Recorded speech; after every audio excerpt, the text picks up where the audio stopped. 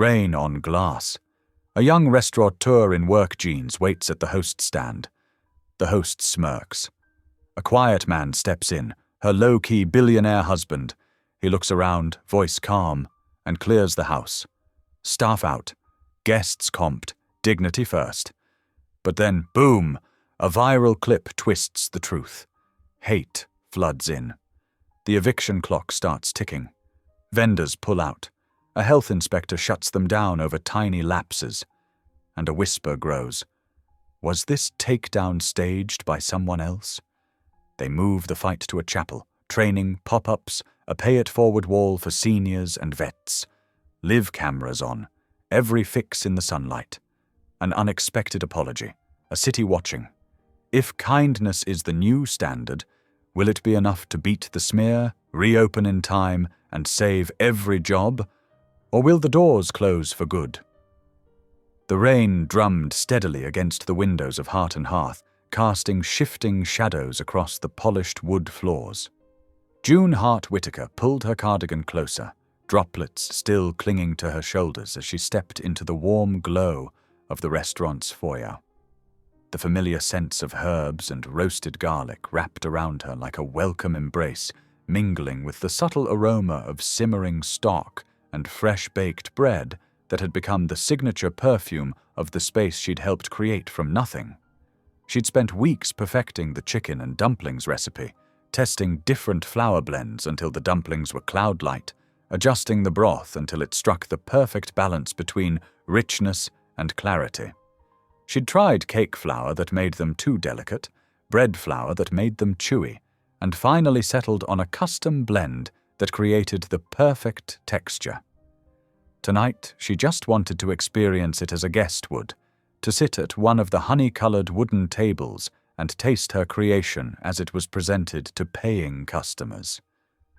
The host, Marcus, stood at his podium, tapping away at the tablet screen.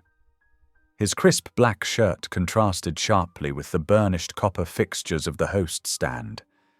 He barely glanced up at June, his eyes skimming over her clean work jeans and practical shoes, the furrow in his brow deepening almost imperceptibly. "Good evening?"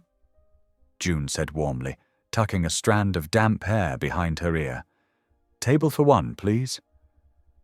Marcus's lips tightened, his fingers stilling on the tablet. "I'm sorry, but we have a dress code policy, and we're not accepting walk-ins tonight." His tone carried a note of rehearsed regret that didn't reach his eyes. June nodded patiently, her hands clasped loosely in front of her. "I understand the policy, but these are clean work clothes, and I'd really like to try. Perhaps the diner on Maple would be more suitable." He cut her off, already looking past her to the door, dismissing her as thoroughly as if she'd vanished into thin air. The bell chimed as two women in cocktail dresses entered, shaking designer umbrellas that sparkled with raindrops under the soft lighting. Their laughter tinkled like expensive crystal. Marcus's demeanor transformed instantly, his smile bright and welcoming, shoulders straightening with newfound purpose. "Ladies, welcome to Heart and Hearth. Walk in? Not a problem at all. Right this way." He swept his arm in an elegant gesture towards the dining room, scooping up two leather-bound menus with practiced grace. June watched them disappear into the dining room, her cheeks warming with a flush that crept up her neck. The dining area buzzed with conversation and the gentle clink of silverware against porcelain. She stepped to the side of the host stand, pulling out her phone. Her thumbs hovered over the screen for a moment before she began typing, a small crease appearing between her brows. "At H&H. Marcus won't seat me. Dress code or no walk-ins. Just watched him seat two walk-ins who came in after me. Need to see how the chicken and dumplings are being served." Her fingers hesitated before hitting send, wondering if she was overreacting, but the knot in her stomach told her otherwise. The dining room grew steadily busier, the hum of conversation rising and falling like waves. Candlelight flickered on the tables, casting warm pools of light on the faces of diners. June recognized several social media influencers being escorted to prime tables, their phones already out and recording, capturing the ambiance and perfectly plated dishes for their followers. The host kept shooting her irritated glances from his station, clearly hoping she'd take the hint and leave. A server passed by with a steaming bowl of chicken and dumplings, the aroma wafting toward June and making her mouth water despite her disappointment. June's throat tightened as she watched her creation, the dish she'd labored over for weeks, testing and adjusting until her hands were raw and her kitchen at home constantly smelled of chicken stock, carried to another table. The dumplings looked perfect, floating like little clouds in the golden broth, but something about the garnish seemed off. Too much parsley, not enough of the delicate thyme leaves she'd specified in her instructions.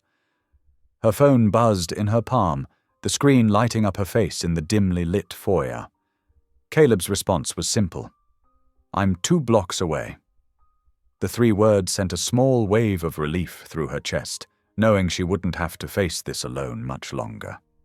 June stood quietly by the host stand, her fingers interlaced in front of her, watching another server carry her dish through the dining room.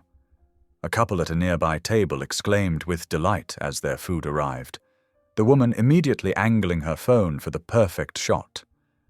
The sting of being turned away from her own restaurant sat heavy in her chest, a dull ache beneath her ribs, but her expression remained composed, revealing nothing of the hurt beneath. She'd learned long ago in busy kitchens that showing your wounds only made you more vulnerable to the next cut. The rain had settled into a gentle mist when Caleb Whitaker stepped through the door of Heart and Hearth. In his tailored grey suit, he could have commanded immediate attention. Instead, he quietly took his place beside June, his hand finding hers with a gentle squeeze. The softness of her skin against his palm felt like home. A small comfort amid the tension filling the restaurant's elegant interior. For several minutes, they observed. Marcus continued seating guests, his tablet flourishing with dramatic gestures that seemed more suited to a Broadway performance than a restaurant host. His polished shoes clicked against the hardwood floors as he escorted patrons to their tables with unnecessary fanfare.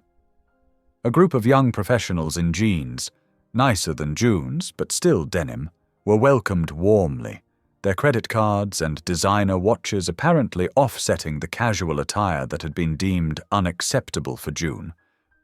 She felt Caleb's hand tighten slightly around hers, his thumb brushing against her knuckles in silent support. "I'd like to speak with the manager," Caleb said, his voice calm but carrying a quiet authority that made Marcus straighten immediately. The words weren't loud, but they carried weight, like a pebble dropping into still water, creating ripples of attention. "Of course, sir. One moment." Marcus's smile faltered slightly as he scurried away, his earlier confidence dissolving under Caleb's steady gaze.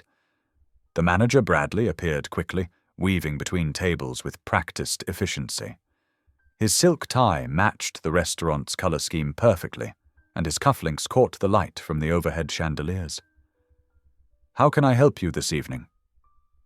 His smile was professional, but didn't quite reach his eyes. "I understand you have a dress code policy," Caleb began, his posture relaxed but commanding. "Could we review it?" The question hung in the air, deceptively simple. Bradley launched into what was clearly a rehearsed speech, his hands clasped in front of him. "At Heart and Hearth, we maintain certain standards to protect our brand. We simply cannot allow shabby appearances to diminish the dining experience of our other guests." He gestured vaguely toward June, his eyes barely acknowledging her presence. "We have a reputation to maintain." The last words carried a hint of condescension that made June's cheeks warm. "I see," Caleb said, his expression thoughtful. "Could I see a copy of your employee handbook and the written dress code policy?" His request was polite, but firm, like steel wrapped in velvet. Bradley's smile faltered slightly, a tiny crack appearing in his polished veneer. "I'm afraid those are proprietary documents, sir." His weight shifted from one foot to the other, betraying his discomfort. "Are they?" Caleb looked at June, the overhead lights reflecting in his eyes. "What do you think?" June gave a small nod, her eyes steady and clear. The silent communication between them spoke volumes, a partnership built on mutual respect and shared values. "Let me introduce ourselves properly," Caleb said, his voice still measured and calm as nearby conversations began to quieten. "I'm Caleb Whitaker, and this is my wife, June Hart Whitaker. We own Heart and Hearth." The color drained from Bradley's face, leaving him ashen under the warm lighting. Marcus, who had been hovering nearby pretending to adjust place settings, dropped his tablet with a clatter that echoed through the now silent dining room. "Given what we've witnessed tonight, discriminatory conduct, failure to follow stated policies, and the apparent lack of written procedures, I'm terminating all current staff, effective immediately." Caleb's tone remained even, but the restaurant had gone completely still, forks suspended mid-air, and conversations halted mid-sentence. However, everyone will receive 2 weeks severance pay. Additionally, all staff will be eligible for rehire after completing our Dignity First training program. Bradley started to sputter, his mouth opening and closing like a fish out of water, but Caleb held up a hand, the gesture gentle but unmistakable. "June, would you mind handling the dining room? I'll take care of the host stand and bar." The calmness in his voice belied the magnitude of what they were undertaking. June moved through the tables with genuine warmth, her earlier embarrassment transformed into purposeful compassion. She explained the situation to stunned diners, leaning down to meet their eyes and speaking with honest sincerity. She distributed vouchers for complimentary meals once the restaurant reopened, apologizing for the inconvenience and thanking them for their understanding. Many guests, having overheard what happened, were already gathering their things, some offering words of support or sharing their own stories of similar treatment elsewhere. "It's about time someone did something," an elderly woman whispered, patting June's arm as she collected her purse. Caleb dealt with the staff efficiently but not unkindly. The tick of the antique wall clock marked the minutes as he collected name badges, keys, and documented each person's current position and contact information for severance processing. His notebook filled with neat, organized notes, each entry representing a person's livelihood. Some left angry, others shocked, a few in tears, but each with clear instructions about their severance and the path to potential rehire. "You can't just—" Bradley began, his voice rising. "I can, and I have," Caleb interrupted quietly. "The paperwork will be ready tomorrow. Please leave your keys on the host stand." The locksmith arrived by 10:30, a middle-aged woman with capable hands and a no-nonsense demeanor. She worked quickly to change the front door cylinder while June and Caleb gathered essential documents from the office. The small room was cluttered with invoices and personnel files, many unsecured and haphazardly organized. They boxed up employee files, financial records, and downloaded the point-of-sale system data, their movements methodical despite the lateness of the hour. At 11:40 p.m., they stood in the empty restaurant. The only sound was the gentle hum of the refrigeration units and the persistent patter of rain outside. The abandoned dining room, with its half-cleared tables and scattered napkins, told the story of an evening unexpectedly interrupted. 8 a.m. tomorrow?" June asked, adjusting her grip on a box of files, her fingers whitening slightly with the effort. "Yes, the attorney and accountant will meet us here. We'll make sure everyone gets their severance by close of business." Caleb's voice carried the weight of responsibility, but his eyes held determined resolve as he checked his watch, a practical timepiece rather than a status symbol. They walked to their car, the boxes balanced carefully to protect them from the rain that had intensified again, drops pattering against their shoulders. Neither spoke of the long day ahead, the media attention that would surely come, or the massive task of rebuilding. Instead, they focused on the immediate next steps, just as they always did, one foot in front of the other, eyes fixed on the path ahead rather than the mountain to climb. The restaurant's lights clicked off automatically, leaving only the soft glow of the exit signs illuminating the window, where the "Closed for Renovations" sign now hung, its hastily written letters promising something new to come. The morning sun barely penetrated the heavy clouds as June and Caleb arrived at Heart and Hearth. Their attorney, Sarah Chen, was already waiting outside, her leather briefcase tucked under her arm to shield it from the lingering drizzle. "I saw the video," Sarah said as they approached. "It's not good, but it's manageable." Inside, their accountant, Mike Torres, had commandeered a booth, spreadsheets fanned across the table. Their PR advisor, Rachel Kim, paced nearby, her phone pressed to her ear. Rachel ended her call and turned to them. "The clip going around makes it look like you threw everyone out mid-service without warning. Comments are brutal. Someone's already created a hashtag calling for a boycott." June pulled out her phone and winced. Her inbox was filling with angry messages, some calling her heartless, others accusing her of engineering the whole thing for publicity. "Look at this," she said, showing Caleb a local food blog post. The headline read, "Heart and Hearth drama, staged for publicity?" The article suggested June had orchestrated being denied service to generate buzz. "Focus on what we can control," Caleb said quietly, squeezing her hand. "Mike, where are we with the severance calculations?" Mike adjusted his glasses. "I've got preliminary numbers. Based on current payroll records, we're looking at roughly $120,000 total for the 2-week packages. I can have the checks ready by 4 p.m. Sarah spread several documents across a clean table. "We need to discuss liability. While you are within your rights to terminate employment, some might claim emotional distress or reputational damage. I suggest we have everyone sign releases when they pick up their severance checks." June nodded, but her attention kept drifting to her phone. The messages were getting nastier. Someone had posted her personal email online. "June." Caleb's voice drew her back. "Let Rachel handle the online response for now. We need you here." The morning passed in a blur of paperwork and planning.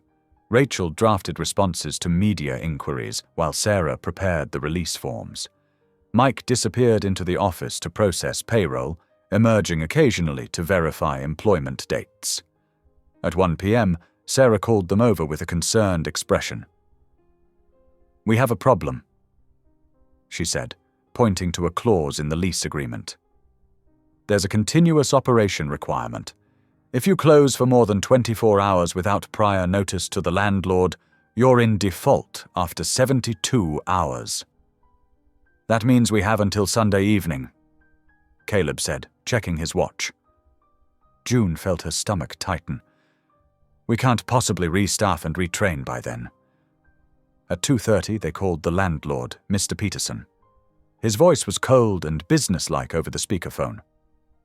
"Yes, I'm aware of the situation," he said. "The continuous operation clause is clear. I'll be there Monday at 9 a.m. to inspect the property." "We're not abandoning the space," Caleb explained.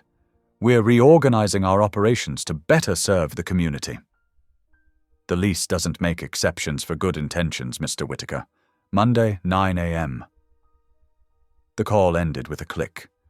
June slumped in her chair, exhausted. The day's tension had settled into a dull headache behind her eyes. "We need to make a statement," Rachel urged. "The silence is making it worse."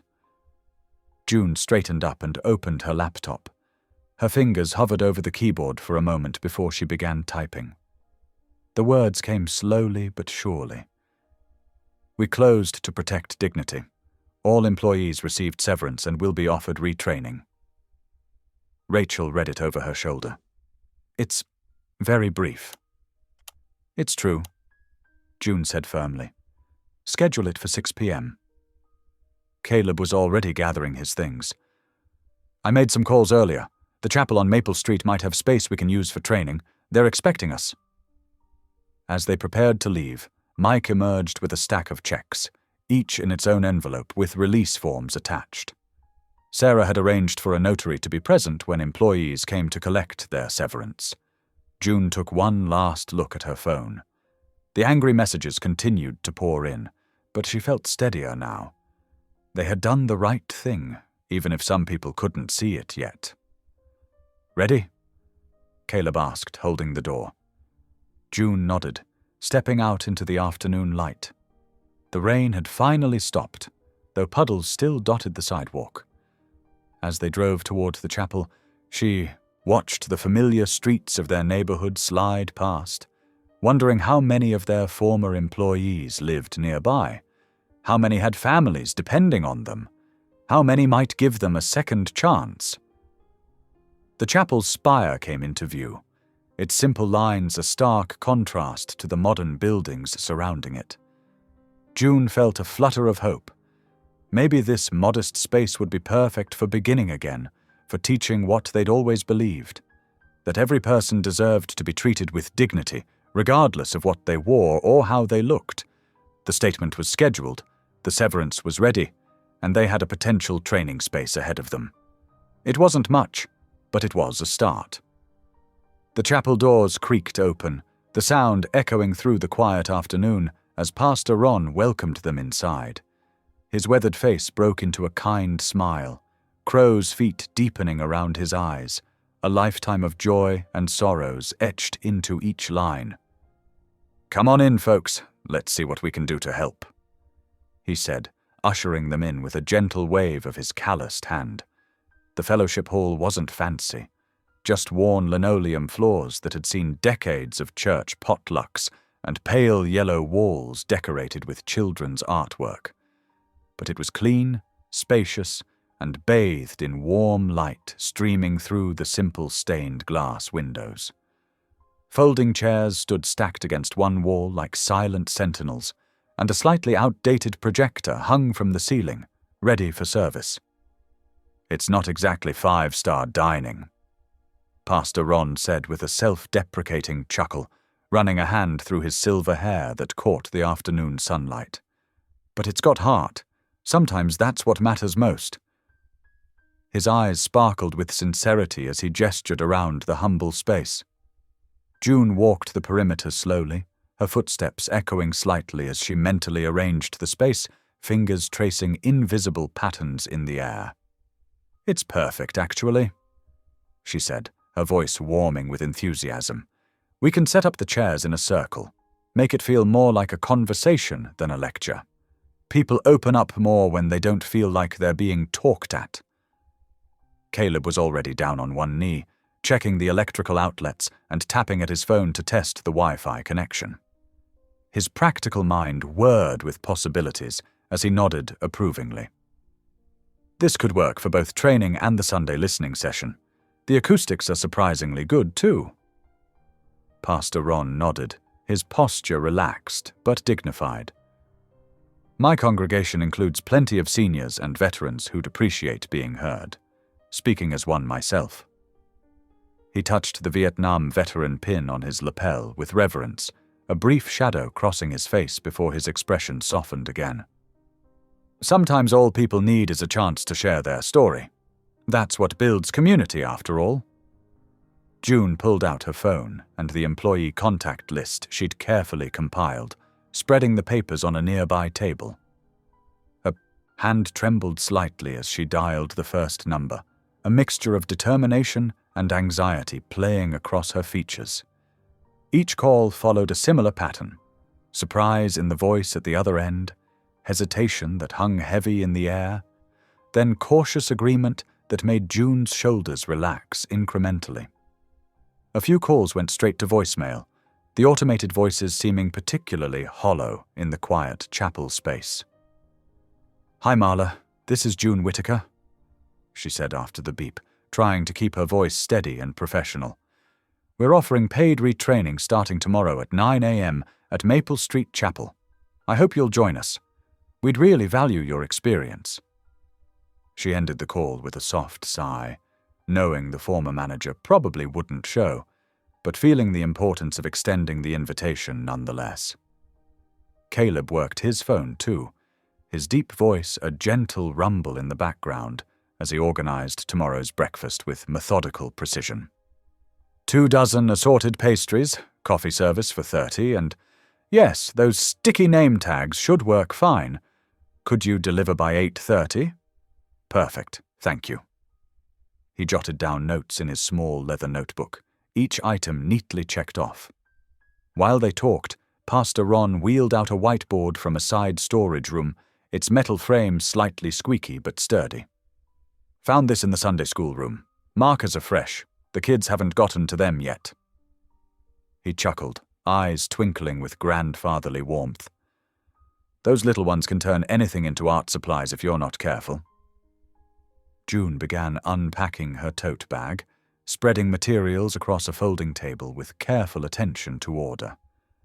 She'd spent hours creating laminated cards with simple reminders in clear, readable font. Warmth first, polish second. Listen before speaking. Dignity is non-negotiable.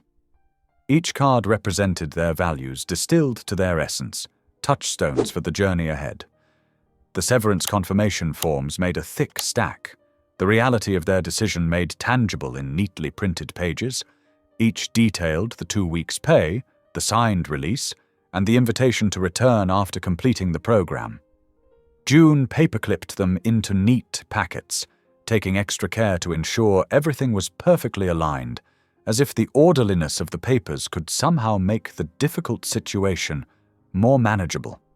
"Remember what you told me when we first opened?" Caleb asked softly, helping her organize the materials, his tall frame bent slightly to work alongside her. "About how hospitality isn't about the fancy plates or the expensive silverware?" June smiled, the memory warming her tired face as she paused her work. "It's about making people feel welcome in their bones, like they belong exactly as they are." She smoothed a wrinkle from one of the handouts, her touch gentle. "I just hope we can rebuild that feeling." Pastor Ron helped them set up the projector, his patience evident as he tested it with June's laptop, adjusting cables with steady hands. The screen flickered to life against the pale wall, showing their simple welcome slide. No fancy graphics or corporate jargon, just clear text in a warm font. "Heart and Hearth, building a better welcome." "You know," Pastor Ron said thoughtfully, stepping back to adjust the focus with a practiced twist of the lens. "In my day, we learned the hard way that appearances don't tell you a thing about someone's worth. Watched too many good people get overlooked because they didn't fit someone's idea of proper." He nodded approvingly at their simple presentation. "Glad to see folks still fighting that fight. It's worth fighting." At 8 p.m., with the chapel bathed in the golden glow of evening light, June posted their second note online, carefully choosing each word. "Join us Sunday afternoon at Maple Street Chapel. Seniors and veterans, we want to hear your stories and experiences. Help us create a welcome that works for everyone. Free refreshments provided. Your voice matters to us." The chapel grew quiet as evening settled in, shadows lengthening across the floor. They double-checked everything with meticulous care. Chairs arranged in a perfect circle, materials stacked and ready, coffee order confirmed, name tags and markers set out on the welcome table, each detail attended to with hope and purpose. "Don't forget to lock up," Pastor Ron said, handing them the key with a trust born of decades serving his community. "And don't worry about the old folks on Sunday. Just listen. They'll tell you exactly what they need if you give them the chance. They've been waiting for someone to ask. The lock clicked solidly at 9:30, the sound echoing in the empty parking lot. Standing under the darkening sky, June and Caleb looked up at the chapel's modest spire, silhouetted against the star-speckled night. "Ready for tomorrow?" Caleb asked, his breath visible in the cool evening air as he wrapped an arm around June's shoulders. "Not really," June admitted with a tired smile, leaning into his warmth. "But we'll figure it out together, one step at a time." Their kitchen table at home disappeared under piles of training supplies as they assembled kits late into the night, working side by side in comfortable silence. Coffee mugs multiplied as the hours passed, and soft music played from the small speaker in the corner, keeping them company. June checked her phone one last time, the screen illuminating her worried face as she saw still no response from Marla, before setting the alarm for 6:15 and plugging it in to charge. "That's the last one," she said with satisfaction tinged with exhaustion, closing the 30th folder with a gentle pat. The kitchen clock's red digits read midnight, seeming to glow accusingly in the dim room. Caleb gathered the empty coffee mugs, the ceramic clinking softly as he stacked them by the sink. "Get some sleep," he said gently, kissing the top of her head. "Tomorrow we start fresh. Whatever happens, we're doing the right thing." June nodded, too tired to speak, her body heavy with the day's emotions and decisions. As she got ready for bed, washing her face and changing into soft pajamas, she thought about the empty restaurant with its darkened windows, the chapel waiting for morning with its circle of expectant chairs, and all the people who would, or wouldn't, show up tomorrow. The uncertainty hung in the air like a fragile question, but beneath it lay a bedrock of certainty. They had done what needed doing. Now they just had to see it through, one honest conversation at a time. The alarm was set, the kits were ready, and in just over 6 hours, they would begin again, building something new from the ashes of what had fallen apart. June's last thought before sleep claimed her was a prayer, not for success, but for the courage to listen with an open heart. The chapel's fellowship hall hummed with nervous energy as former Heart and Hearth employees filed in at 9 a.m. sharp. Some wore their server uniforms, others came in street clothes, a few in whatever they'd managed to pull together that morning. They clustered in small groups, whispering anxiously about what might happen next, while June and Caleb greeted each arrival with steaming cups of coffee and handwritten name tags. The scent of fresh brew mingled with the dusty, familiar smell of the well-worn community space. 23 of their 30 former staff members had shown up, more than they'd dared hope for. June noticed Tino Alvarez, their most reliable dishwasher, sitting quietly in the front row, notebook ready, pen poised over a clean page. His worn sneakers were freshly polished, his collar pressed. The sight of his earnest preparation brought a lump to her throat. At 9:15, June stepped to the center of the circle. Folding chairs creaked as people settled in. She wore the same clean work jeans and soft blue cardigan from Thursday night, a deliberate choice that didn't go unnoticed. "2 nights ago, I walked into our restaurant," she began, her voice steady despite the flutter in her chest. "I wore these exact clothes. I was turned away at the door by someone who didn't recognize me as an owner, told to try a cheaper place down the street." She paused, letting that sink in, watching as recognition dawned on several faces. "That's not who we are. That's not who we're going to be. Not ever again." The room fell silent. A few former hosts shifted uncomfortably in their seats, eyes dropping to the floor. Someone coughed nervously in the back. June moved to the whiteboard and wrote in bold, clear letters, "Neighbors first. Starting today, we're building something different, something that matters." She tapped the marker against her palm before writing each point as she spoke. "No dress code that keeps good people out." The marker squeaked against the board. No beauty standards that make anyone feel less than. No assumptions about what someone can afford based on how they look. Caleb stepped forward, his quiet presence filling the space as he took the marker from June. His steady hand added another point to the growing list. We're creating a pay-it-forward meal wall.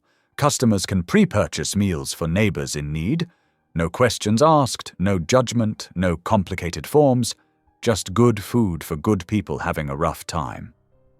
And this, June continued, tapping the board with her fingertip, leaving a small smudge, is our permanent veterans table. Prime spot by the window, always reserved, never given away. Plus a weekly listening hour where our senior guests can share feedback and earn meal coupons while helping us serve them better.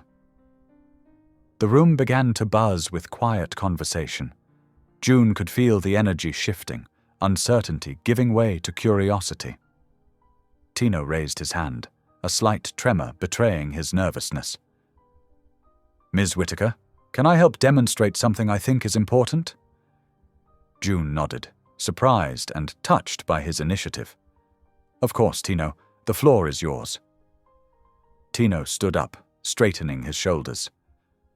My abuela uses a walker. She hates going out to eat because people rush her or talk over her head.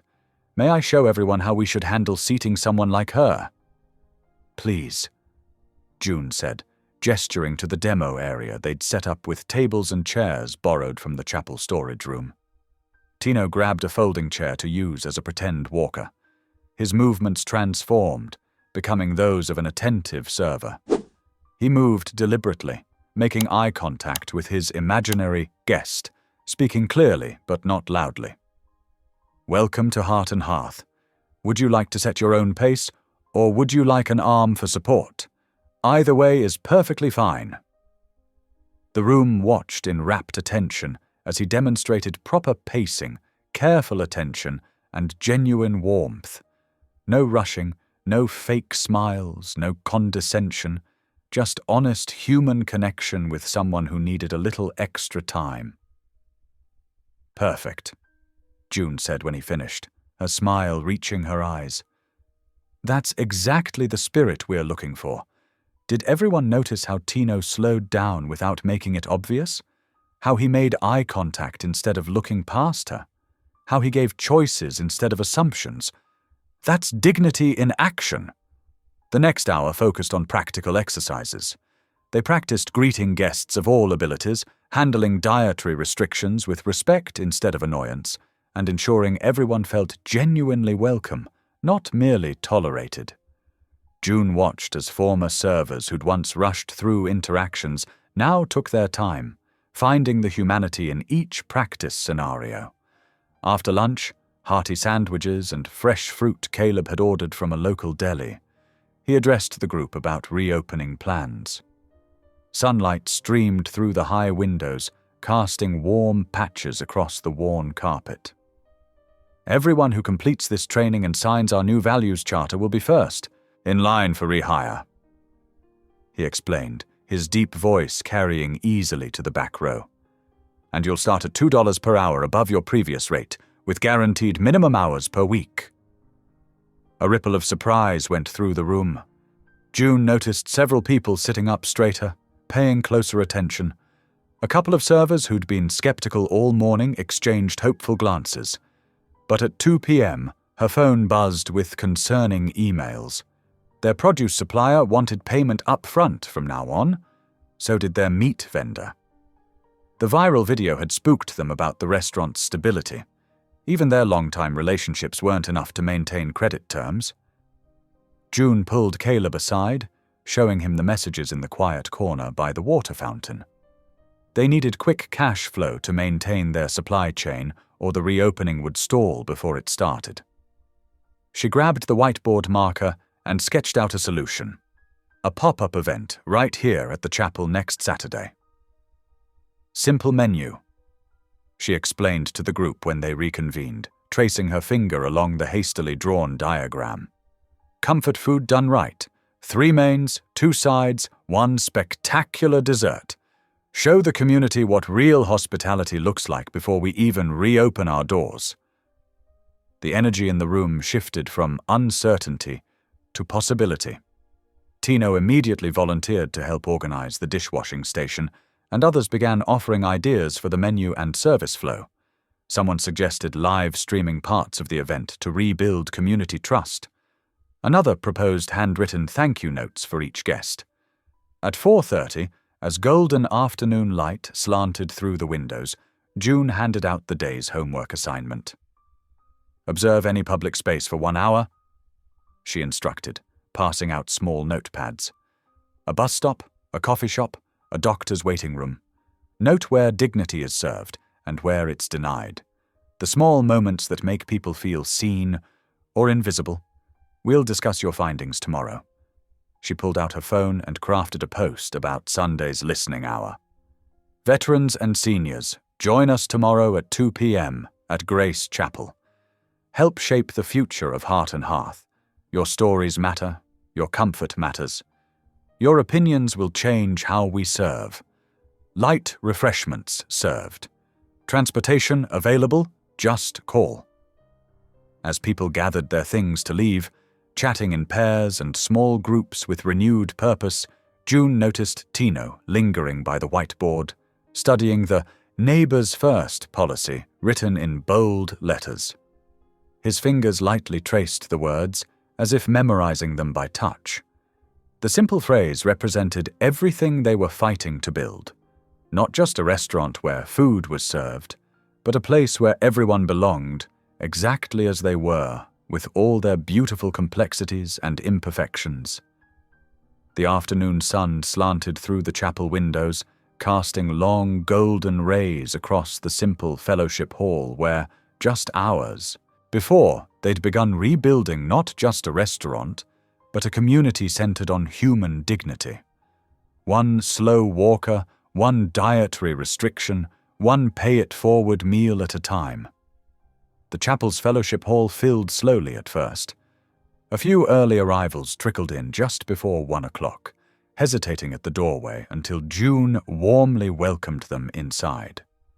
Soon, more seniors and veterans made their way to the folding chairs arranged in a welcoming circle. Mrs. Ellery, her silver hair neatly pinned back, settled into a chair near the front. Her weathered hands clutched her purse, but her eyes were bright and alert. June noticed how carefully she moved, like someone used to making herself small, trying not to inconvenience others. "Thank you all for coming," June began, sitting down to be at eye level with everyone. "We're here to listen, to learn how we can serve you better." Mrs. Ellery cleared her throat. "Well, since you asked." She straightened in her chair. "I haven't been out to eat in over a year now. Last time I tried, the hostess acted like I was blocking traffic just getting to my table. Made me feel like I was in everyone's way." Murmurs of agreement rippled through the room. An elderly gentleman in a Vietnam veteran's cap nodded vigorously. "The print on those menus," another woman added. "You need a flashlight to read them, and heaven help you if you ask questions. They act like you're holding up the whole restaurant." "The music's always too loud," someone else called out. "Can't hear my own thoughts, let alone have a conversation." June wrote quickly in her notebook. "Large print menus, sound dampening, staff patience training." A man with a cane spoke up.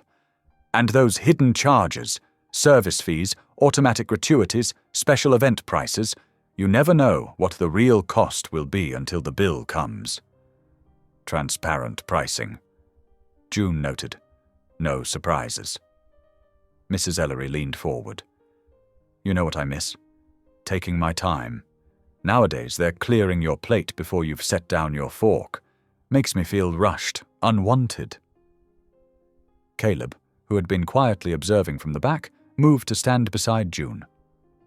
"No one should feel unwanted in our restaurant," he said firmly. June stood and walked to a blank wall where they'd mounted a large cork board. "We want to show you something we're calling our pay-it-forward wall." She held up a stack of recipe cards. "These cards represent prepaid meals. Anyone can purchase one for a future guest who might need it. No questions asked, no explanation needed." Mrs. Ellery's eyes lit up. Like at that old diner where people would buy coffee in advance for others. Exactly like that. June smiled. But with full meals. To their surprise, Mrs. Ellery immediately reached for her purse. I may not have much, but I can help someone else feel welcome. She pulled out 2 $20 bills. This is for 2 meals. Someone did the same for me once, long ago. Her gesture sparked a chain reaction. Within the hour, the wall began filling with recipe cards, each representing a prepaid meal. Some had notes. For a veteran, for a senior neighbor, for anyone who needs it. A young woman with a press badge had slipped in partway through the session. She recorded several exchanges, but unlike the viral video from Thursday, her presence felt respectful. When she approached June afterward, her questions focused on the community-building aspects of their changes. We're not just serving food, June told her. We're serving dignity. By 4 o'clock, as the last guests departed with promises to return, June was already on her phone scheduling a meeting with the city permit office for Monday.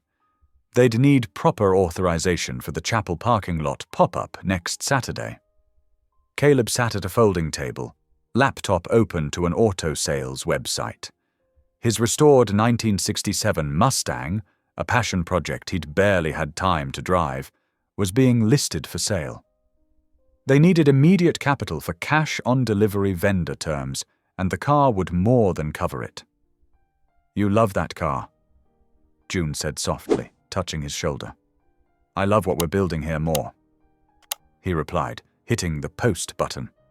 They spent the remaining daylight hours finalizing the training schedule for Monday through Wednesday. June organized her notes into clear action items, sound absorption panels, large print menus with high contrast, staff scripts emphasizing patience and choice. If everything aligns, Caleb said, reviewing their timeline, we could reopen Heart and Hearth next Friday, assuming we pass inspection and the staff is ready. June nodded, too tired to speak, but feeling more hopeful than she had since Thursday night. Mrs. Ellery's 2 $20 bills sat on the table between them, a reminder of why they were fighting so hard to get this right.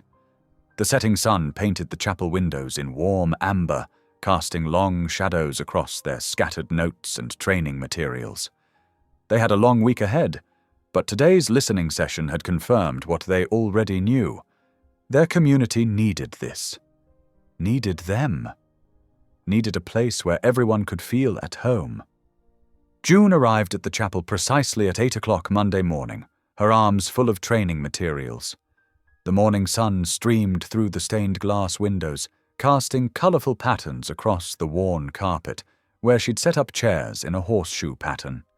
The air inside was cool and still, with the faint scent of furniture polish and old hymnals lingering in the background.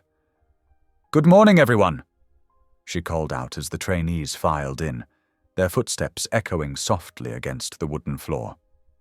Today we're focusing on service flow, the art of making every guest feel truly welcomed from the moment they step through our doors. Tino, the former dishwasher who'd shown such promise on Saturday, raised his hand. His expression was earnest, his posture straighter than it had been when he first joined them. "Ms. June, I've been thinking about what you said about dignity. My abuela uses a hearing aid, and restaurants always stress her out. The noise makes it hard for her to hear conversations, and then servers get impatient when she asks them to repeat things." June smiled warmly, her eyes crinkling at the corners. "That's exactly the kind of insight we need." She walked to the whiteboard and wrote "Quiet Corner" in large letters, the marker squeaking against the surface. "Let's design a space specifically for guests who might need a calmer environment. Think about lighting, acoustics, and how we can train our staff to recognize and accommodate these needs without making anyone feel singled out." They spent the next hour practicing greetings and escort techniques. June moved among them, gently adjusting a server's posture here, demonstrating a welcoming gesture there. She emphasized eye contact, matching walking pace to the guest's ability and reading subtle cues about seating preferences. "Remember," she demonstrated, guiding Tino as if he were an elderly guest, her steps deliberate and unhurried. "Some guests might need extra time to settle in. That's not an inconvenience. It's an opportunity to show we care. Notice how I'm staying slightly beside rather than ahead, making sure we're moving together rather than me leading." The trainees nodded, some jotting notes in small notebooks they'd brought along. Through the windows, the morning light shifted, brightening as the day progressed. At 9 o'clock, across town at Heart and Hearth, Caleb stood in the darkened dining room with Mr. Patterson, their landlord, and a sharp-suited woman introduced as the asset manager. The room felt different without its usual warmth and bustle, empty chairs tucked neatly under tables, the polished surfaces gleaming but lifeless, like a stage without its actors. "Mr. Whittaker," Patterson began, his tone clipped, his fingers tapping against the side of his leg impatiently. "This situation is untenable. Your lease requires continuous operation. We've been more than generous with the temporary closure." The asset manager consulted her tablet, swiping through screens of data with manicured fingernails. "Our portfolio can't sustain dark properties. It impacts neighboring businesses. The foot traffic in this entire section has dropped 15% since your closure." Caleb maintained his characteristic calm, standing with hands clasped loosely in front of him. His voice was steady, neither defensive nor apologetic. "We understand your concerns. We're implementing comprehensive community-focused training to ensure this location better serves all our neighbors. This isn't just about reopening, it's about creating something sustainable for everyone." "Noble intentions don't pay rent," Patterson replied, pulling an envelope from his jacket with a crisp movement. "This is formal notice. If you're not operational by Friday at 5 p.m., we'll begin eviction proceedings. Monday morning, I have 3 potential tenants interested in this space." Sunlight filtered through the front windows, highlighting dust motes floating in the air between them, the tension almost visible. "We're investing considerable resources in this transformation," Caleb explained, his gaze steady. "Our staff is in training now. We're holding community listening sessions. The feedback has been invaluable." The asset manager's expression softened slightly as she looked up from her tablet. "Mr. Patterson, their social media sentiment has shown some improvement since the senior outreach yesterday. There's been a 30% increase in positive mentions." Patterson paused, the envelope still extended between them. "I'll consider some flexibility if this weekend shows material improvement in public perception. But I need to see real progress, not just good intentions. People eating in seats, paying their bills, and leaving happy." Back at the chapel, June had just received confirmation of the weekend pop-up permit when her phone buzzed with Caleb's update about the landlord's ultimatum. Her stomach tightened as she read the message. She took a deep breath, squared her shoulders, and faced her team, who were practicing table service techniques with cups of water. "Listen up, everyone," she called, her voice cutting through the gentle murmur of practice conversations. The room fell silent as all eyes turned to her. "We've got a clear mission now. Friday evening isn't just our goal, it's our deadline. If we don't reopen successfully, we lose everything." The afternoon brought a mix of progress and pressure, minutes ticking by with increasing weight. At 2 o'clock, Caleb completed the sale of his beloved Mustang in the parking lot of a local bank. The candy-apple red paint gleamed under the afternoon sun, almost seeming to protest its fate. The buyer, a classic car collector with silver hair and enthusiastic eyes, didn't even haggle over the price, recognizing both the car's condition and Caleb's resolve. "She's been well loved," the man said appreciatively, running his hand along the hood. "She deserves a good home." Caleb replied quietly, handing over the keys with a momentary hesitation. Within minutes of the transaction, Caleb had wired deposits to their key vendors. Sitting in his car, his everyday sedan now, and making the transfers on his phone with determined taps. First delivery can be Thursday morning. The produce supplier confirmed over the speakerphone, the relief evident in his voice. Cash on delivery, as discussed. We've set aside the best of everything for you. The dry goods will arrive Thursday afternoon, another vendor assured him during the next call. We appreciate your prompt attention to the deposit. I've got your order prioritized personally. June spent the afternoon fine-tuning service protocols with her team. The chapel's large meeting room became a makeshift restaurant, with chairs standing in for tables, and masking tape on the floor marking pathways. They practiced everything from proper water glass refills to reading body language that might indicate a guest needed assistance. Notice how Mrs. Reynolds is squinting at her menu. June demonstrated, playing the role of an elderly diner. What does that tell you? She might need more light. Tino offered, stepping forward confidently. I could offer to seat her at a brighter table or bring a small reading light. June nodded approvingly. Excellent. And what's your approach?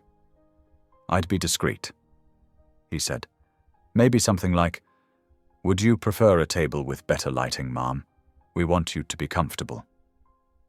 As evening approached, shadows lengthening across the chapel floor, June stood before a blank wall in the meeting room. With careful strokes of a blue marker, she drew a calendar for the week ahead. Each day's tasks were clearly outlined in her neat handwriting. Tuesday, service drills, hospitality scenarios, accessibility training. Wednesday, menu testing, timing runs, station assignments. Thursday, vendor deliveries, kitchen prep, final walkthrough. Friday lunch, soft opening, seniors, community leaders. Friday evening, grand reopening. She starred the final entry and added a small note. If everything aligns perfectly. The team gathered around the calendar, their faces reflecting both determination and nervousness. Some shifted their weight from foot to foot. Others stood perfectly still, absorbing each detail. June picked up her marker one last time and wrote across the top in bold letters. Dignity first, always. It was 6:30 in the evening. The chapel was quiet now, but the energy of possibility hung in the air like the lingering notes of a hymn. Tomorrow would bring new challenges, but tonight they had a plan.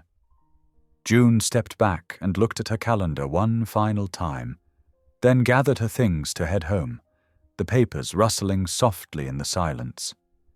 The setting sun cast long shadows through the chapel windows, illuminating the hand-drawn calendar like a beacon of hope. Golden light touched each word, making the blue ink shine. Each day's tasks stood as stepping stones toward their goal, not just reopening a restaurant, but rebuilding a community gathering place where every person would be treated with respect. Outside, the evening breeze stirred the leaves of the old oak trees surrounding the chapel, nature's quiet applause for their efforts just beginning. The chapel kitchen buzzed with energy early Tuesday morning. Fluorescent lights reflected off stainless steel prep tables where June's team gathered for a refresher on kitchen basics. Safety first, always, June demonstrated, showing proper knife grip techniques.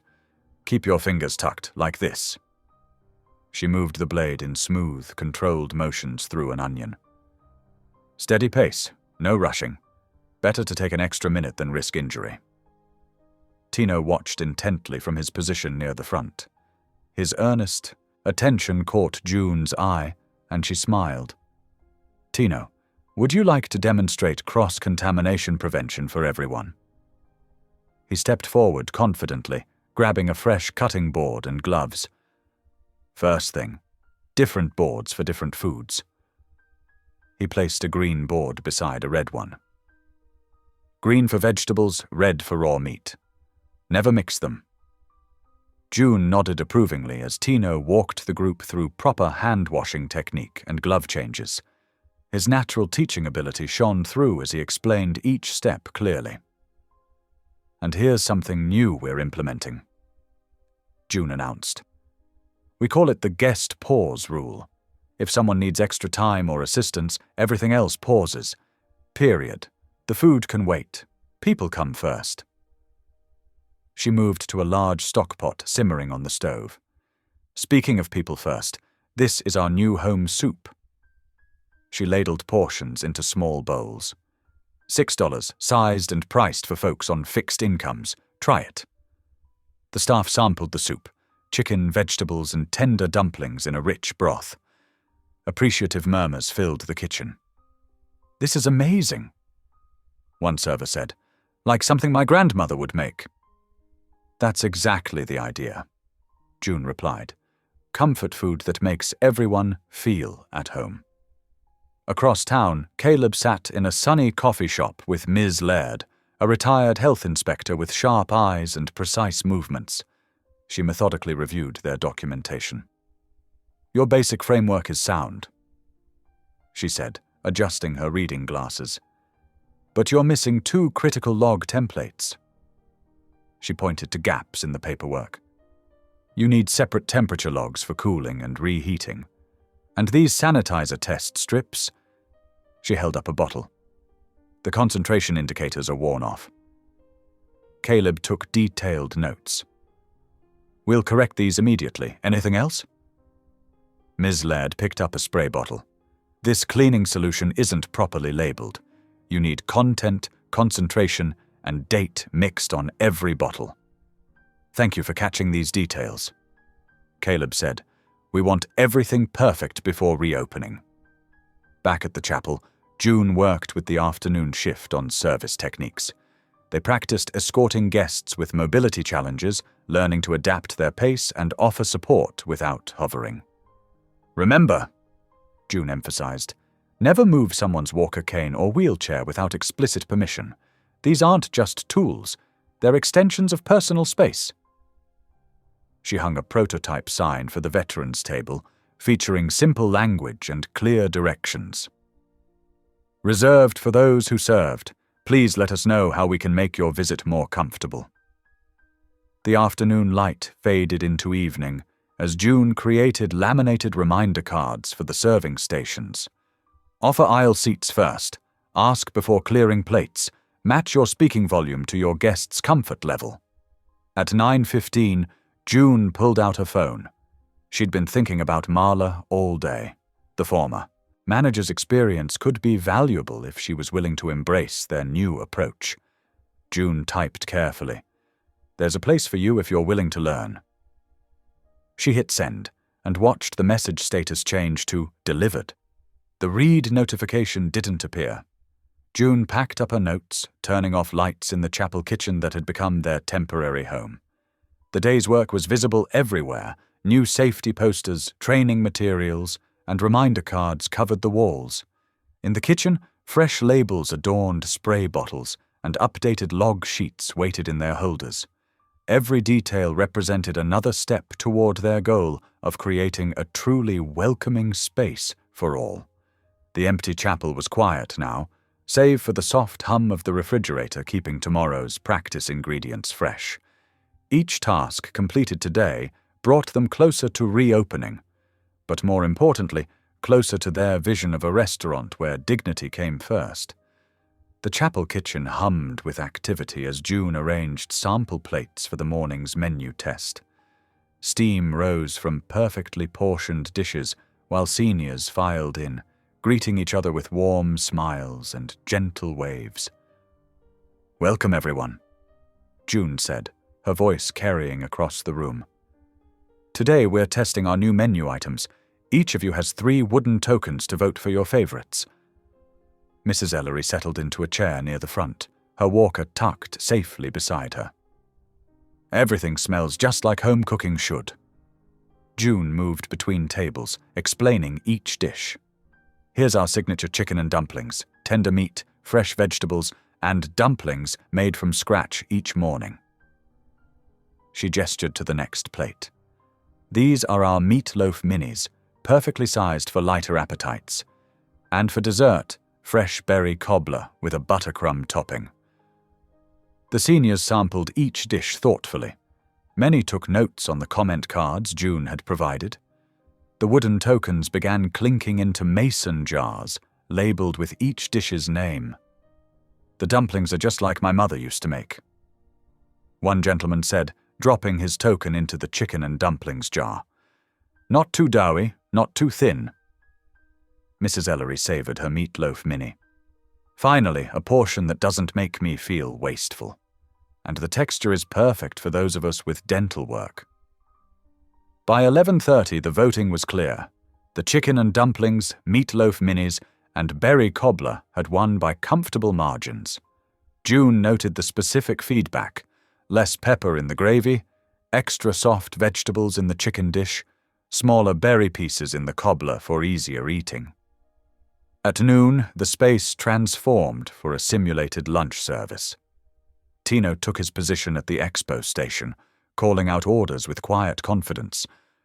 "Table 4, 2 home soups, 1 meatloaf mini, extra napkins requested." June watched as he coordinated the flow of plates, ensuring hot food stayed hot and cold items remained chilled. He had a natural sense of timing, releasing orders so tables were served together. "Remember," he called to the servers, "we pause for our guests, not the other way around. Mrs. Chen needs extra time with the menu? That's fine. Her table is our priority right now." The practice service moved smoothly under Tino's guidance.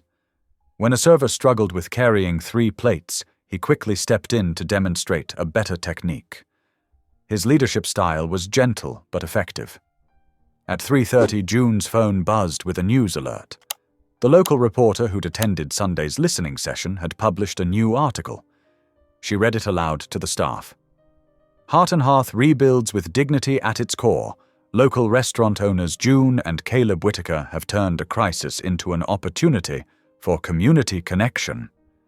Their innovative pay-it-forward meal wall and senior-focused training programs show a genuine commitment to inclusive dining." Applause broke out in the kitchen. June smiled, then refocused the team. "This is wonderful news, but we've still got work to do. Tomorrow's deliveries need to be organized, and Friday's schedule is tight." She posted the reopening timeline on the whiteboard. Friday lunch, 11:30 to 1:30, seniors and veterans only. Evening grand reopening starts at 5:30. Caleb arrived with a credit card terminal under each arm. "Got the payment system sorted," he announced. "Regular terminals for table service, and a special one at the host stand with a donation button for the Pay It Forward wall." The evening hours flew by as the team packed preparation bins. June labeled each container clearly. Thursday prep, AM, Thursday prep, PM, Friday lunch, Friday dinner. Every ingredient was measured, every tool counted and checked. Tino organized the cooling racks while others sanitized equipment. The familiar rhythm of kitchen work filled the chapel as bins were loaded and checklists marked. 6 a.m. tomorrow. June reminded everyone as they set their phone alarms. "Vendor deliveries start at 7. We'll need every minute to be ready for Friday." At 10 o'clock, June did a final walkthrough. The prep bins were stacked neatly, each label facing forward. Tomorrow's delivery schedules and vendor payments were clipped to the office clipboard. The floor was swept, surfaces sanitized, and equipment covered. She paused at the chapel door, taking in the quiet space that had become their temporary home. Tomorrow would bring new challenges, but tonight everything was in order. She set the alarm for 6 a.m. and locked up, ready for whatever the morning might bring. The first hints of sunrise painted the sky as June and Caleb pulled into the Heart and Hearth parking lot. The air was crisp, carrying the promise of a clear autumn day. At precisely 6:45, the first delivery truck rumbled up to the back door. "Right on time," Caleb said, checkbook ready. The produce vendor handed over pristine boxes of fresh vegetables, carrots, celery, onions, and leafy greens for the signature chicken and dumplings. June inspected each crate meticulously. Beautiful quality. she noted, checking items off her list. The berries look perfect for the cobbler. One by one, the vendors arrived. Meat delivery, dry goods, dairy. Each transaction smooth and professional with Caleb's immediate payments.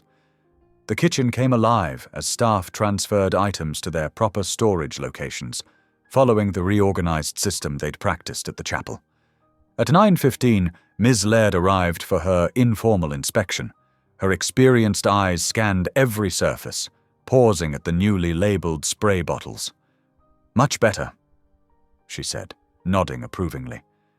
"Everything's clearly marked now." She moved through the kitchen methodically, checking temperatures and storage heights. At the prep stations, she pointed to the sanitizer test strips. "Remember, these need to be within arm's reach at all times. Every station, no exceptions." "Already ordered extras," June assured her. "We'll have backup supplies in every section." The morning flowed into deep cleaning. Staff members tackled their assigned zones with careful attention. Surfaces gleamed under fresh sanitizer. Windows sparkled, letting in streams of natural light. The wooden floors gained a warm luster from careful polishing. Near the front window, Tino and two others positioned the veterans' table. The location offered easy access and a pleasant view of the street. A small brass plaque read, "Reserved for those who served." Beside it they placed a chair with extra cushioning and sturdy arms for support.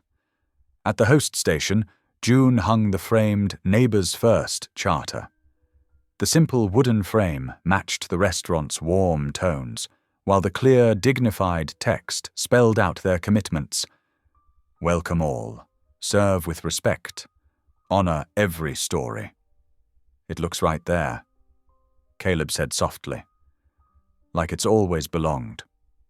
By mid-afternoon, the staff gathered for a final huddle. June looked at each face in the circle, seeing determination and pride. "Tomorrow isn't about speed," she reminded them. "It's about making every person feel valued. If someone needs extra time, they get it. If someone needs help reading the menu, we sit with them. Values over velocity, always. And remember," Caleb added, "you're not just serving meals. You're protecting dignity. That's worth every extra minute it might take." The team dispersed early, heading home to rest before the big day ahead. June and Caleb did a final walk-through, checking every detail. The pay-it-forward wall waited empty, ready for its first cards.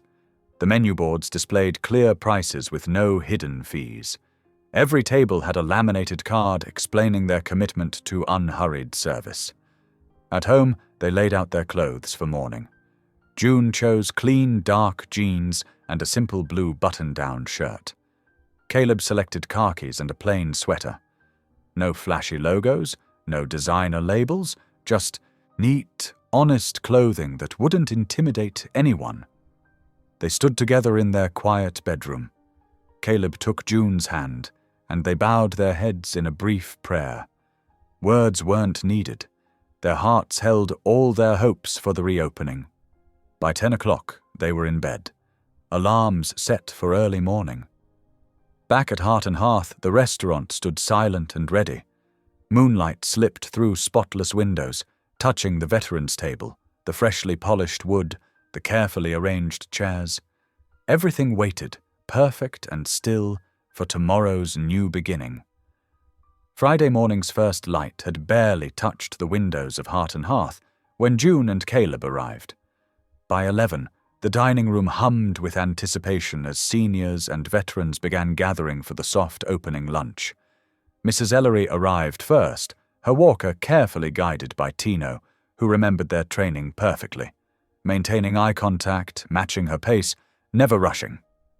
She settled at a corner table, smoothing her best dress with slightly trembling hands. "What would you recommend, dear?" she asked June, who knelt beside her chair to be at eye level.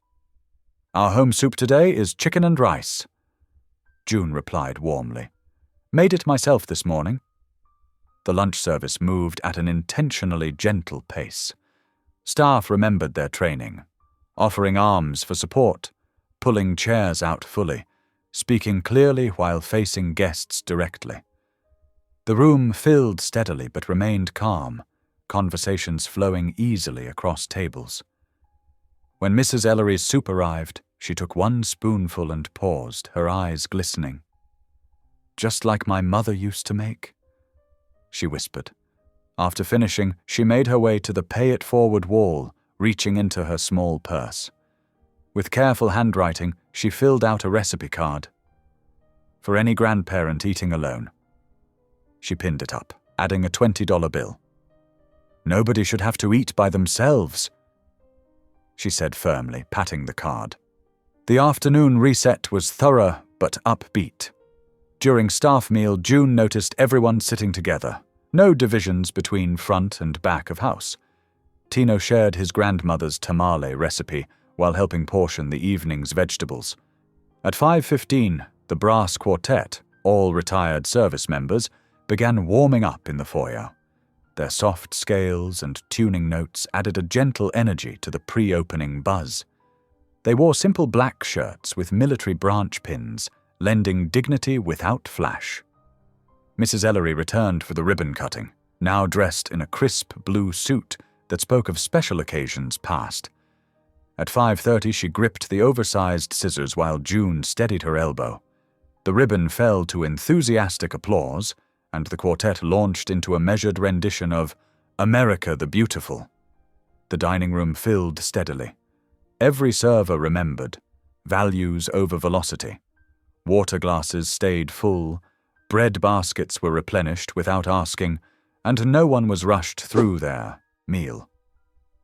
At 6:10, a familiar figure appeared in the doorway. Marla stood hesitantly, her usual polish replaced by obvious distress, eyes red from crying. She caught June's gaze and stepped forward. "I need to say something," she said quietly, "to everyone."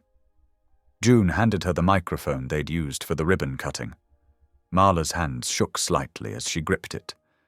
"I owe you all an apology," she began, her voice trembling but clear.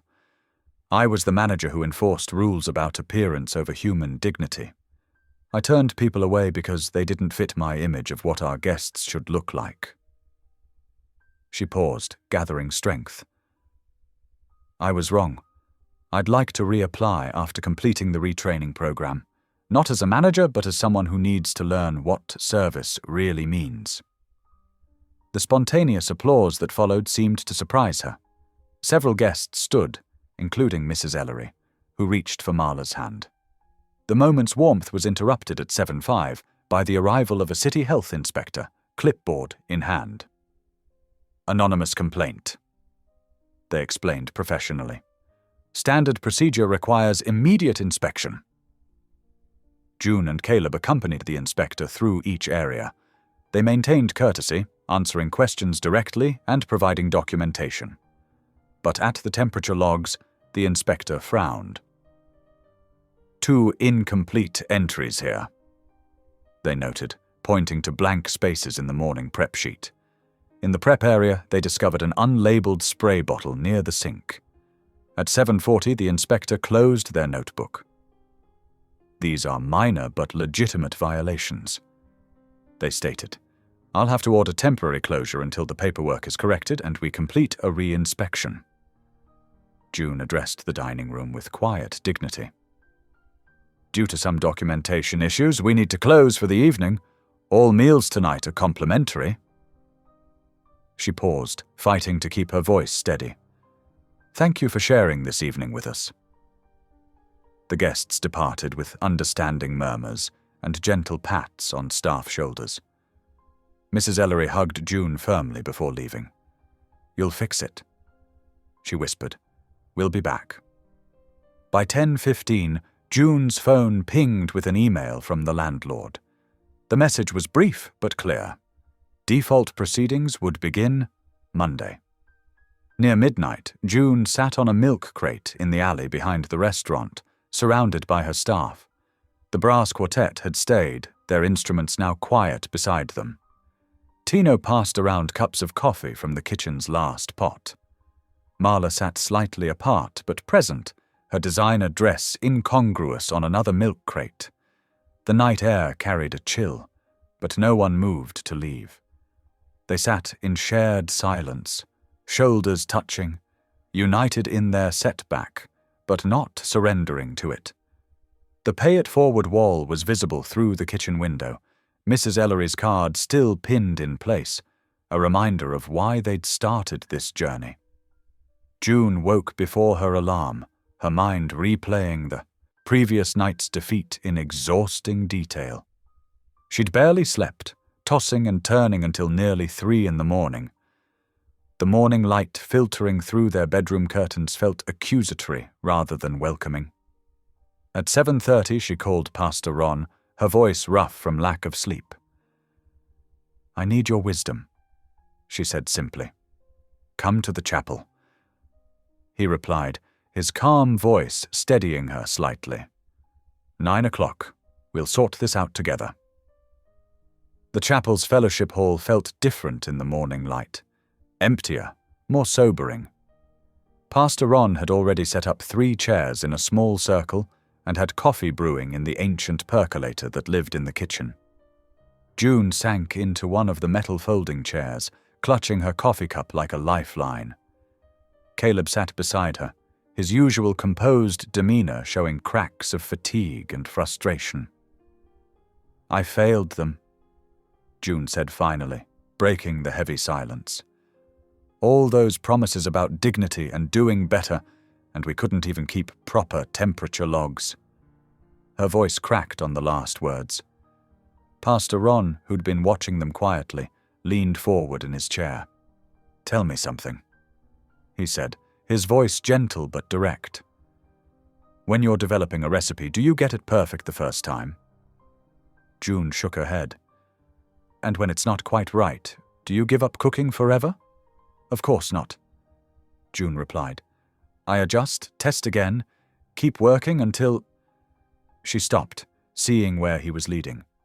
"People can't taste your press releases," Pastor Ron said softly.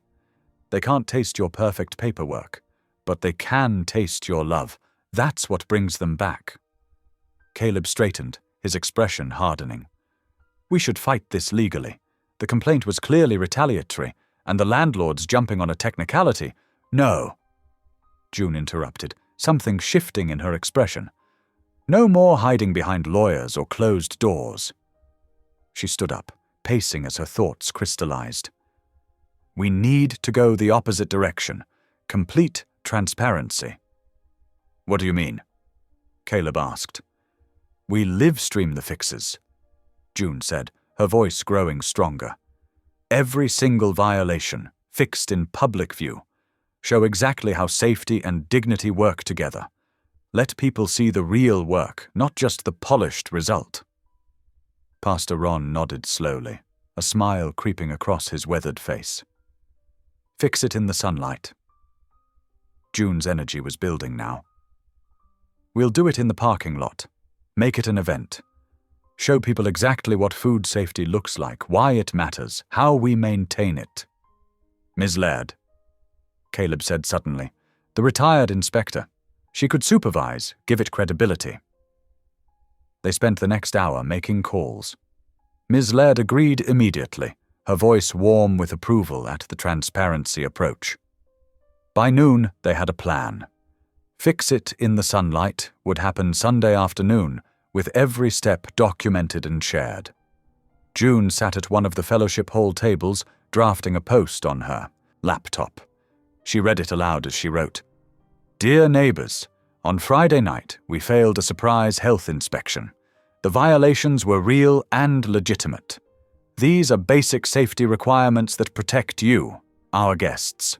Rather than fix them behind closed doors, we're inviting you to watch us correct every issue, live and in person.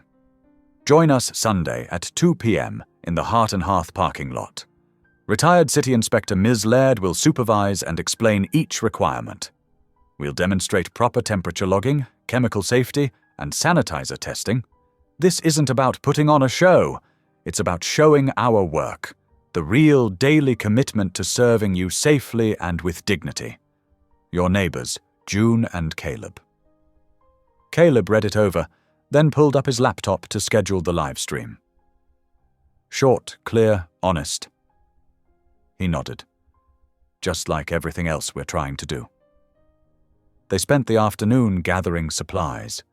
At the restaurant supply store, June bought extra sanitizer test strips, enough for every station plus spares. They printed fresh temperature log templates, clear and easy to read.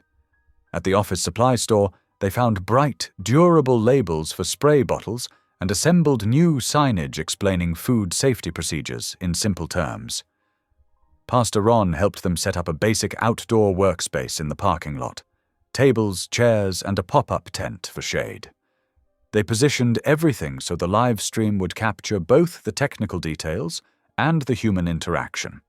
By 8:30 that evening, June's post was live on all their social channels.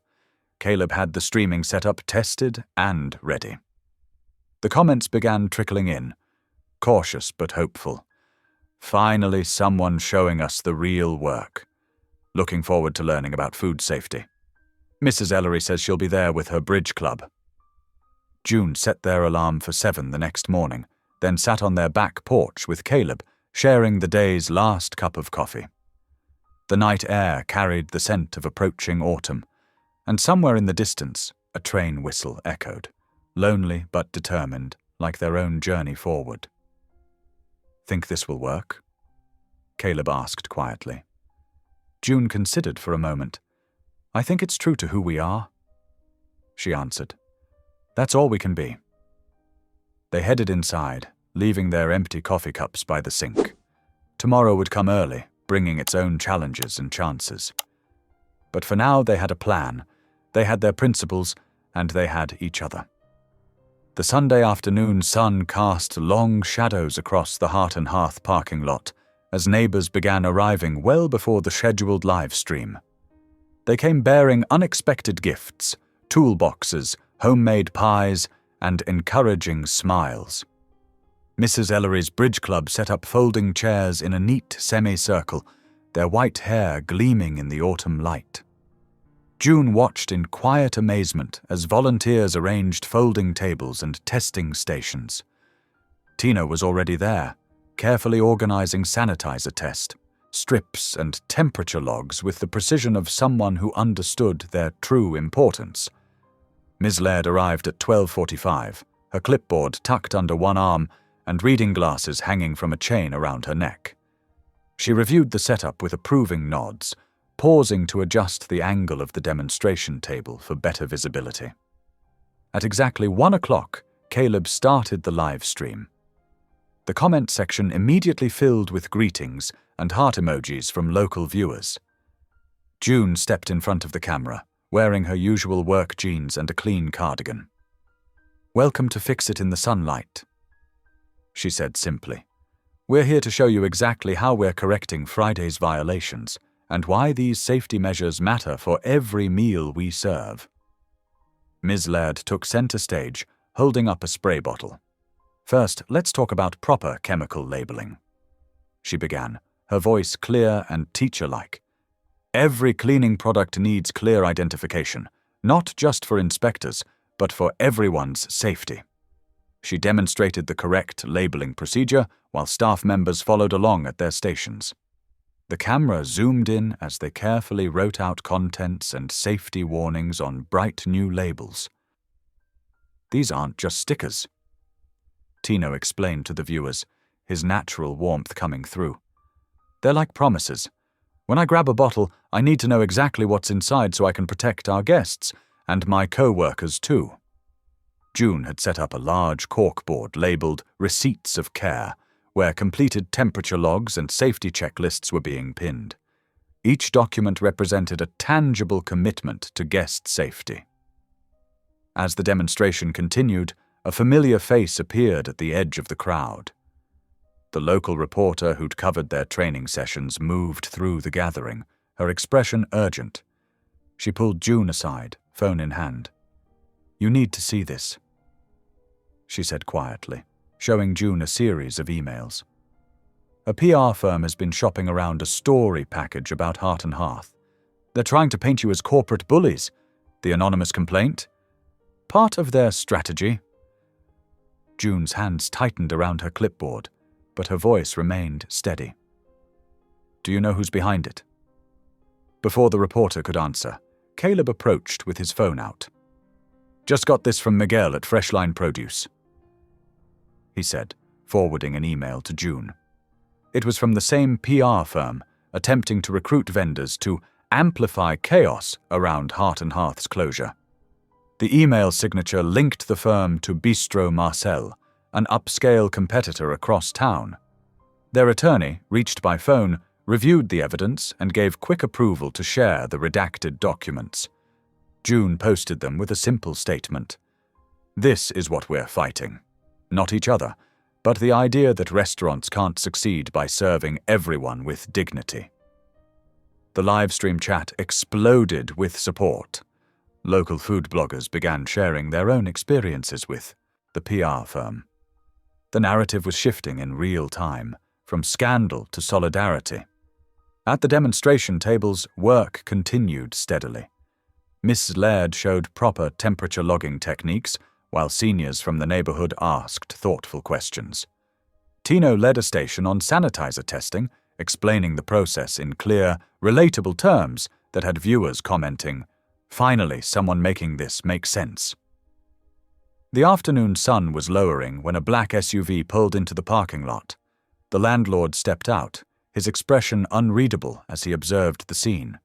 June noticed him watching the line of seniors receiving free bowls of home soup, saw his eyes move to the live stream setup, the community gathered around the demonstration tables. He approached June directly, hands in his pockets. "Ms. Whitaker," he said, "I've been thinking about our situation." June waited, her face composed but her heart racing. "What would you say to converting the lease to a community benefit partnership?" he asked. "You maintain a monthly minimum of meals served to seniors, offer quarterly community training sessions like this one, and in return, we pause the default and restructure the terms." June looked at Caleb, who had moved to stand beside her. He nodded slightly. "We'd need to see the specifics in writing," June replied carefully. "But that aligns with our goals." "Have your attorney call mine tomorrow," the landlord said, already turning to leave. He paused, glancing back at the crowd. "This is good work you're doing here." As the afternoon wound down, June sat at one of the folding tables, completing the re-inspection request form for Monday. Around her, volunteers were packing up equipment, while seniors lingered over the last cups of coffee and pieces of pie. The live stream had ended with over 2,000 viewers and hundreds of supportive comments. She signed the form at exactly 6 o'clock, then looked up at the Receipts of Care board, now full of properly completed logs and checklists. Each piece of paper represented not just compliance, but commitment to safety, to dignity, to doing things in the sunlight.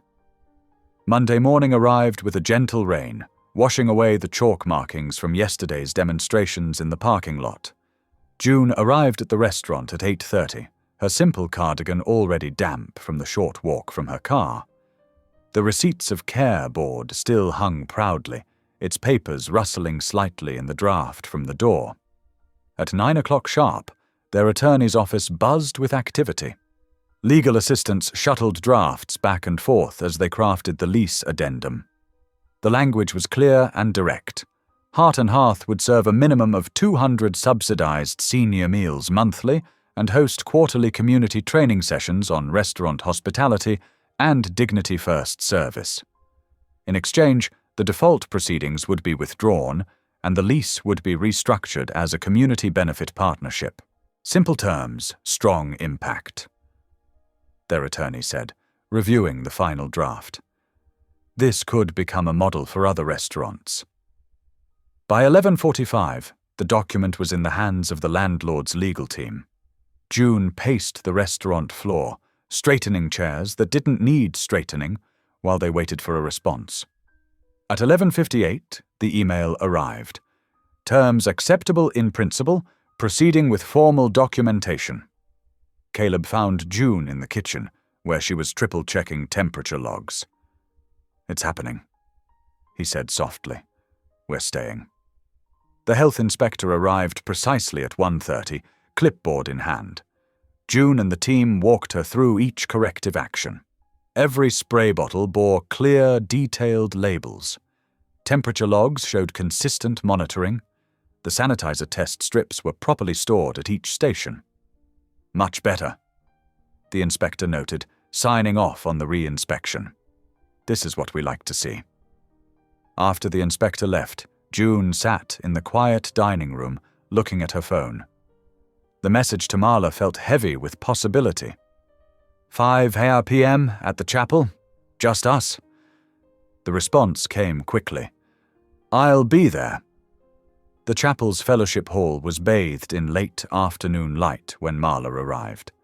She looked different from the polished manager of 2 weeks ago, simpler, more genuine. June had set up 2 chairs near the window where they'd held the first training session. "I've been doing a lot of thinking," Marla began, her voice steady but vulnerable. "About image and worth. About who gets to belong in nice places."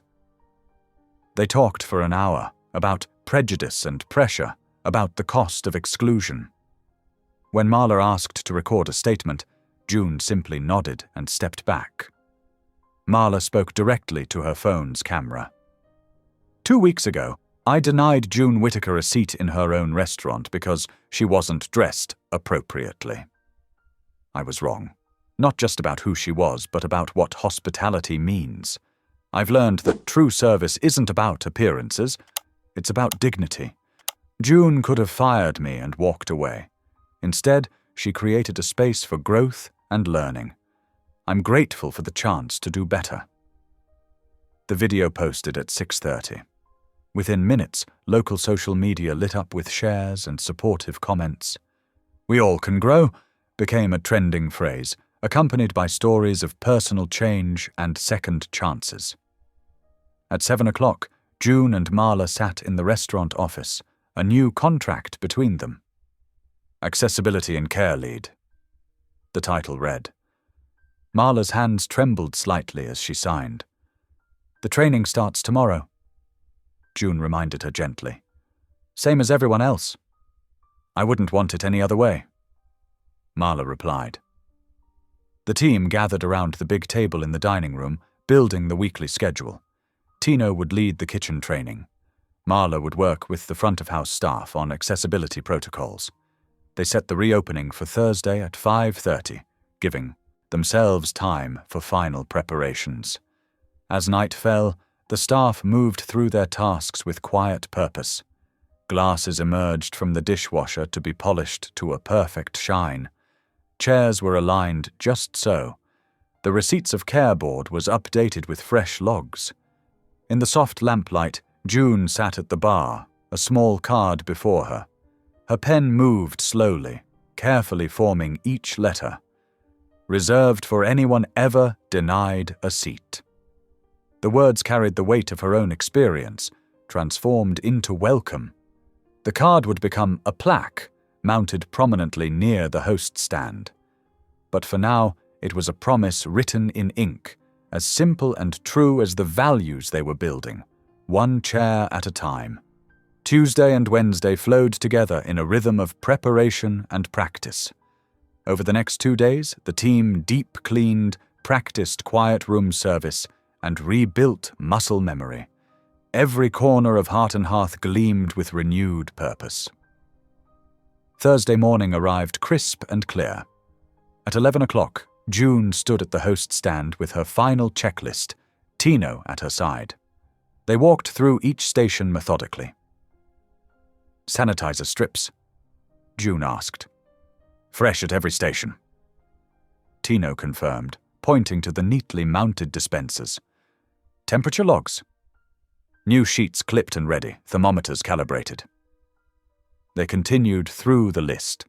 Allergen notices posted, accessibility reminders laminated at each server station, veterans table set with its special placard. The quiet corner had been carefully arranged with sound-dampening panels and extra space between tables. By 3 o'clock, afternoon sunlight streamed through the windows, highlighting the pay-it-forward wall. Walk-ins had been stopping by all day, pinning prepaid meal cards with messages of support. For a senior eating alone, to the veteran who thinks no one remembers. For anyone who needs a warm meal today. The wall was already half full, each card a promise of welcome. The staff gathered for a final meeting at 4:45. June looked at each face, seeing determination and pride where there had once been anxiety about appearance and status. "Remember," she said softly, "we're not just serving food, we're serving dignity." At 5:30 the doors opened. The first guests were greeted with warm smiles and unhurried attention. A woman using a hearing aid was gently offered a table in the quiet corner. She beamed when her server bent slightly to speak at the perfect volume, facing her directly. The veteran's table remained open as promised, a beacon of accessibility. When an elderly Marine walked in without a reservation, Tino smoothly escorted him to the honored spot, pulling out the chair with practiced care.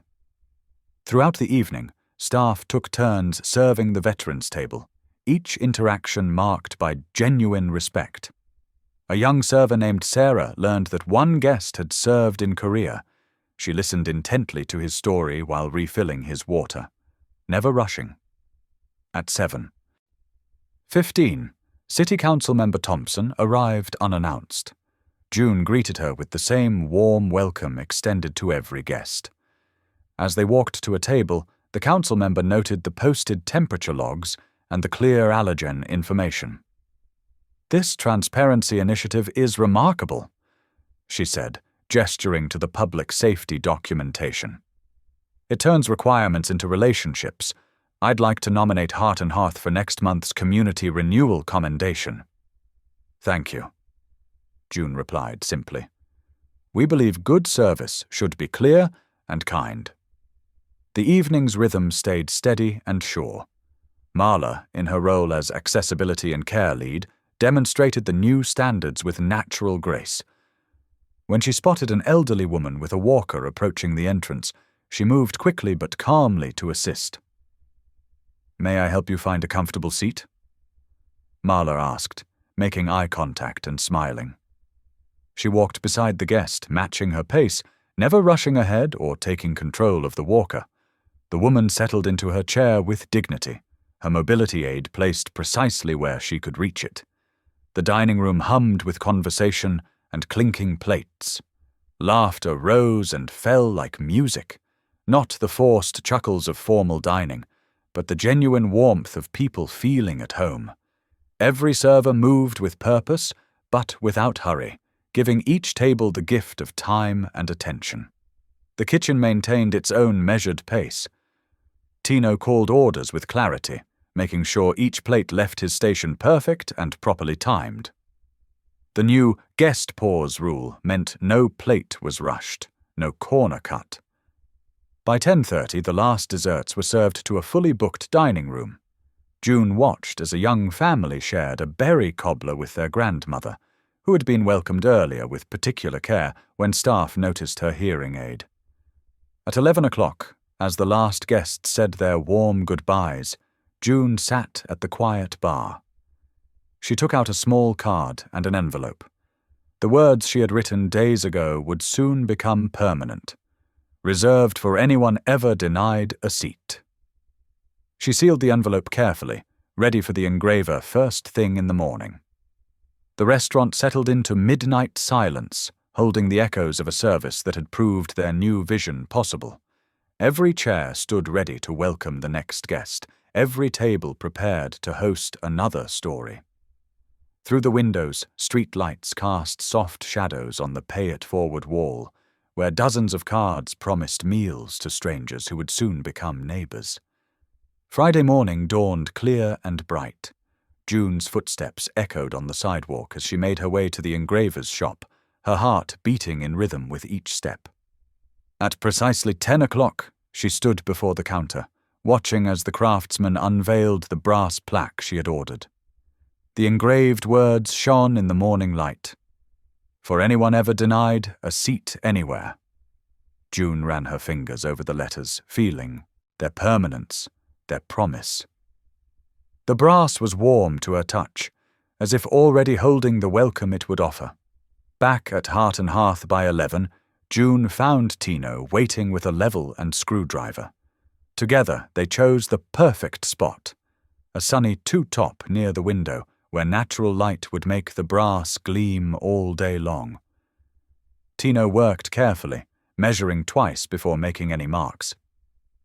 "This matters," he said quietly as he tightened the final screw. "This really matters." The plaque caught the light just right, sending tiny reflections dancing across the tablecloth. June straightened the chairs, making sure they were pulled out just enough to look inviting. At noon, the door chimed. Mrs. Ellery stood in the entrance, her grey hair neatly pinned, wearing a blue dress she'd mentioned was her favourite. June walked over to greet her, taking in the older woman's bright eyes and gentle smile. "Mrs. Ellery," June said warmly, "would you do us the honour of being the first to sit at this special table?" The dining room grew quiet as June led Mrs. Ellery to the two-top. Other guests paused mid-conversation, sensing the importance of the moment.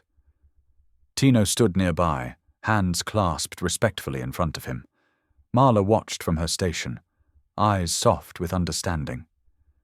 Mrs. Ellery approached the table slowly, reading the plaque. Her hand trembled slightly as she touched the brass letters. Then, with dignity, she settled into the chair. She rested her weathered hands on the crisp white tablecloth, eyes bright with unshed tears. "Thank you," she whispered, her voice carrying in the hushed room. "Thank you for making a place for all of us." At the host stand, Caleb found June's hand and squeezed it gently. She squeezed back, both of them watching as the restaurant seemed to exhale collectively, returning to its warm hum of conversation and clinking plates. The afternoon flowed smoothly, each service interaction marked by careful attention. The digital counter above the kitchen door tracked the seniors' meals, a requirement of their new lease agreement. By the time Mrs. Ellery was finishing her berry cobbler, the numbers clicked past their first monthly threshold. The landlord arrived during the afternoon lull, his briefcase tucked under one arm. He paused to watch an elderly couple being seated, noting how the server adjusted the lighting for their comfort. Caleb met him at the host stand, and they shook hands warmly. "You've created something special here," the landlord said, pulling out the community benefit lease addendum. They signed it together at the bar, making official their commitment to maintaining the restaurant's new mission. As the dinner service began, June gathered the staff who had completed retraining. Marla stood among them, her former pride now transformed into something deeper, a quiet confidence born of growth and understanding. "You've shown what it means to put dignity first," June said, handing out permanent offer letters. "Welcome home." The pay-it-forward wall had become a tapestry of generosity. Cards covered the entire surface, each one representing a meal waiting to warm a stranger's day. A small boy tugged his mother's sleeve, asking to add his own card. In careful children's handwriting he wrote, "For when you forget, you matter." The evening settled into a gentle rhythm. Steam rose from bowls of chicken soup, carrying the scent of comfort through the dining room. Servers held doors for guests using canes or walkers. At one table, an elderly man shared a slice of pie with his grandson, their laughter mixing with the soft clink of forks. As night fell, the dining room grew quiet. The brass plaque caught the last rays of sunset, gleaming like a beacon. Heart and Hearth stood transformed, not just a restaurant, but a promise made real through careful systems and committed hearts. Every logbook, every labelled bottle, Every trained smile was part of ensuring that dignity would always come first. The community that had watched, supported, and grown with them now knew exactly how to help this promise endure. It lived in their pay-it-forward cards, their patient understanding when service slowed to accommodate a senior's needs, their appreciation for a place that put people before Polish. June looked around at her staff, at Tino's confident movements, at Marla's gentle guidance of a new server, at the warm smiles that had become their true uniform. The dining room settled into evening shadows, holding stories of welcome that would multiply with each passing day.